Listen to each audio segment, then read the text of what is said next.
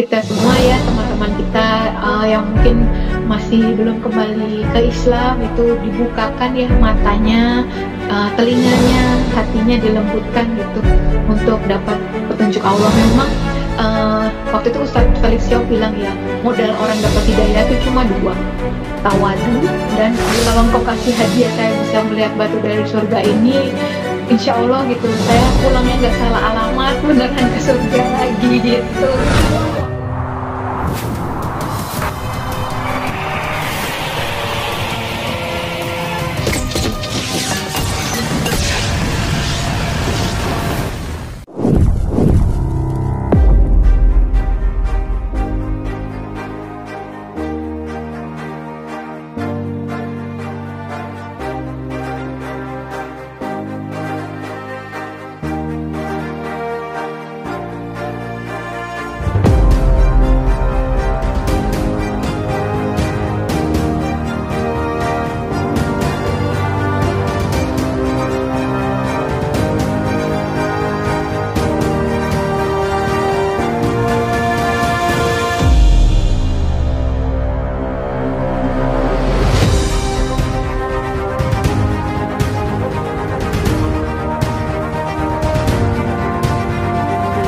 Diberangkatkan umrah oleh ibunya bos saya gitu ya, yang saya nggak kira secepat ini gitu ya bisa menjadi tamu Allah gitu ya, karena apa namanya itu cita-cita banget gitu ya, yang tadinya cuma belajar aja gitu ya tentang sirah, belajar aja tentang Ka'bah, tentang Hajar Aswad dan sebagainya, itu ternyata ada di depan mata waktu saat itu ya. Itu jadi harapannya sih bisa kesana lagi dan naik haji gitu ya, gitu menunaikan ibadah haji, kan umrohnya kemarin sudah gitu.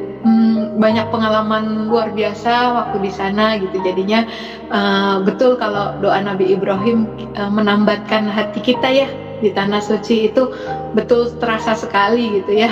Jangankan itu baru bergeser dari Mekah ke Madinah, di Madinah udah rindu Ka'bah lagi gitu ya. Yang biasanya kita sholatnya menghadap tempat sujud gitu ya, itu bisa tegak menatap Ka'bah gitu. Jadi Masya Allah gitu ya, Masya Allah juga melihat bagaimana Rasulullah, bagaimana sahabat-sahabat gitu ya, seluar biasa itu gitu ya, dengan kondisi-kondisi yang ada gitu kan. Ya insya Allah gitu, bukan karena saya pengalaman bisa nyium Hajar Aswad itu juga suatu kemustahilan buat saya gitu ya, karena itu waktu datang tuh udah waduh gak mungkin itu rebutannya sama laki-laki besar-besar gitu, yang perempuan juga besar-besar gitu, jadi kayak gak mungkin gitu. Tapi Masya Allah dapat hadiah gitu, bisa masuk semua muka saya ke Hajar Aswad, melihat langsung ya gitu. Itu saya waktu itu cuma nggak bilang saya berhasil nyium Hajar Aswad gitu, cuma saya bilang ya Allah, kalau engkau kasih hadiah saya bisa melihat batu dari surga ini, insya Allah gitu saya pulangnya nggak salah alamat, beneran ke surga lagi gitu. Itu doang waktu itu saya dalam hati saya gitu ya. Kemudian kalau saat ini sih harapannya itu aja, bisa berangkat haji ke sana lagi, dan doa saya waktu itu saya udah nggak sendiri lagi berangkat hajinya gitu, bisa bersama seluruh keluarga gitu. Kemudian juga kalau harapannya untuk teman-teman umat muslim di seluruh tanah air, di seluruh dunia ya, hadiah semoga kita masih tetap ditetapkan ya dalam iman Islam ini sampai akhir hidup kita gitu ya, karena yang dihitungkan yang terakhir gitu ya. Nggak boleh berpuas diri dengan yang sekarang ini gitu, karena masih banyak tantangannya gitu ya, masih banyak ujiannya gitu, supaya kita bisa tetap dalam iman Islam ini gitu, bangga sebagai umat muslim gitu ya, di Insya Allah gitu ya.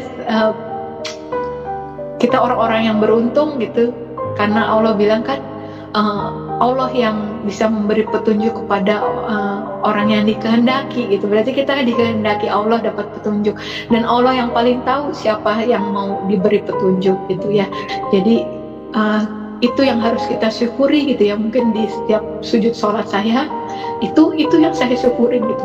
Nggak ada rezeki, hadiah gitu ya, berkah gitu yang paling besar lebih dari petunjuk hidayah ini gitu ya, buat saya pribadi gitu ya. Insya Allah buat kita semua gitu. Mungkin kalau tentang keistiqomahan gitu ya, kita mungkin bisa lebih istiqomah kalau kita tahu lebih gambaran besarnya gitu ya. Kalau kita cuma berpikir untuk kepentingan diri sendiri, hal yang sempit, hal yang kecil, mungkin kita gampang untuk berputus asa, kita gampang nyerah gitu. Tapi ketika kita melihat kita ada di bagian besar dari insya Allah gitu ya, mengembalikan kejayaan Islam gitu ya, itu insya Allah jadi semangat gitu ya. Mungkin kita nggak sampai gitu ya melihat kejayaan Islam kembali gitu, tapi saya selalu ingat kisah semut itu yang membawa setetes air sekedar untuk semoga itu bisa dinilai berada di pihak orang beriman, di pihak Nabi Ibrahim ya, untuk membantu memadamkan api yang membakar Nabi Ibrahim dari Raja Namrud itu gitu. Semoga seperti itu sih gitu ya. Mungkin kayak nggak ada artinya gitu yang kita lakukan sekarang gitu, tapi insya Allah Allah menilai itu semua gitu sebagai kita menjadi bagian dari pihak orang-orang beriman gitu. Nggak peduli apa yang dinilai orang ke kita gitu, tapi kita berpikirnya Allah memperhitungkan hal sekecil apapun kebaikan yang kita lakukan, semoga itu dinilai kebaikan, dinilai pahala oleh Allah gitu ya. Juga menjadi wasilah ya nanti kalau misalnya nanti kita boleh diizinkan gitu ya bertemu Allah dan Rasulnya, antara lain juga dibawa oleh hal-hal itu gitu ya, jadi saksi gitu. Seperti itu sih yang harapannya selalu pasti kita dan seluruh umat muslim di seluruh dunia gitu.